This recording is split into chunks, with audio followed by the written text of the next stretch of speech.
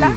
Ok, coach. Comment ça va? Comment est-ce que vous vous sentez à Abidjan, que vous connaissez déjà? Oui, très bien. C'est des retrouvailles vraiment sympathiques.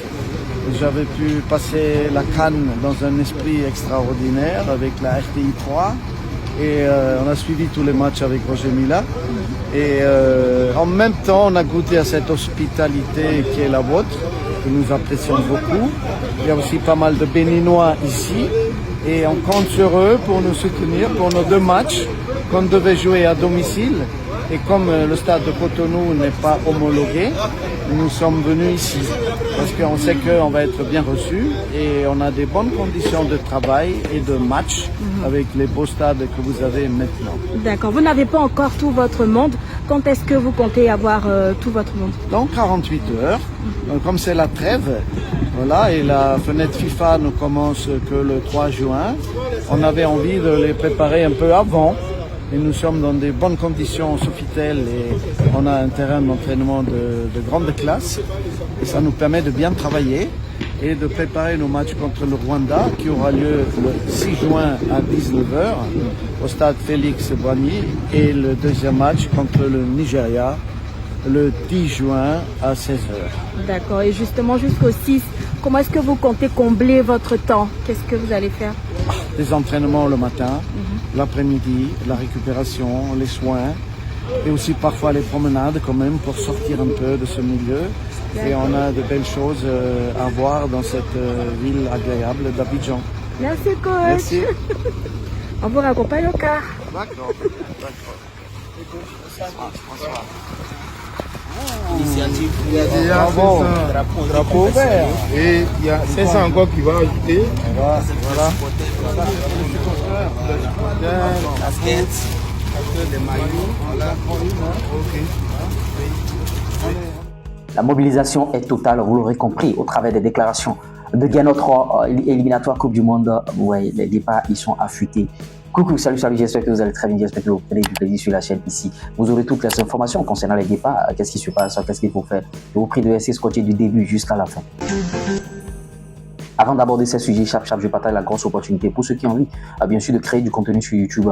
Veuillez, bien sûr, me contacter via le plus 229 53 63 87 30. À l'ère du digital, le chômage n'existe plus. Vous ne pouvez pas avoir un portable Android et une connexion Internet et manquer d'argent. Même si vous êtes salarié, vous pouvez bien sûr faire ce type de contenu jusqu'à arrondi à vos fins du mois et tout c'est de ça qu'il s'agit. Ouais, il faut le faire et bon, ça peut aussi vous permettre de faire d'autres choses et vous n'avez pas besoin de vous afficher. Publicité, promotion, monétisation, création de compte, on est là, pour vous aider à le faire. Entrons dans le vif du sujet, la mobilisation totale.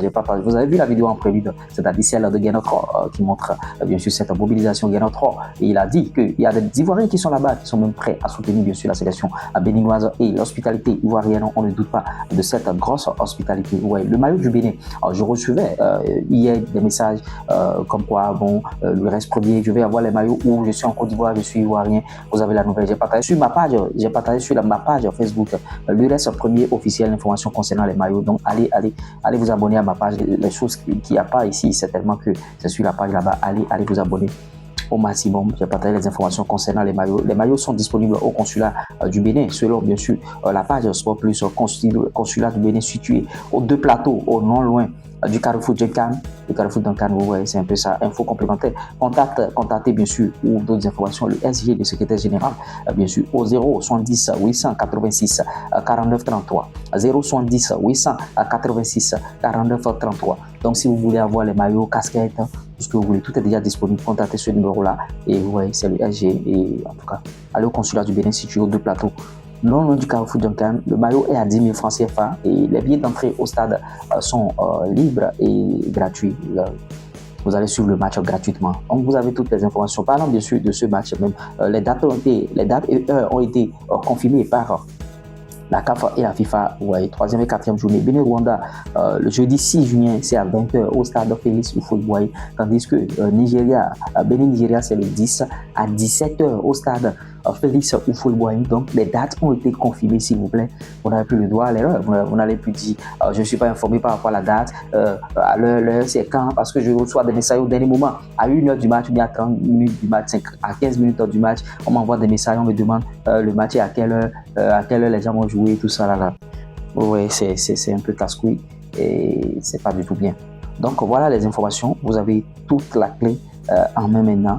On va parler cette fois-ci, bien sûr, du groupe toujours. Le Bénin est dernier avec 1 point. On rencontre bien sûr le leader, Rwanda, qui a 4 points, s'il vous plaît.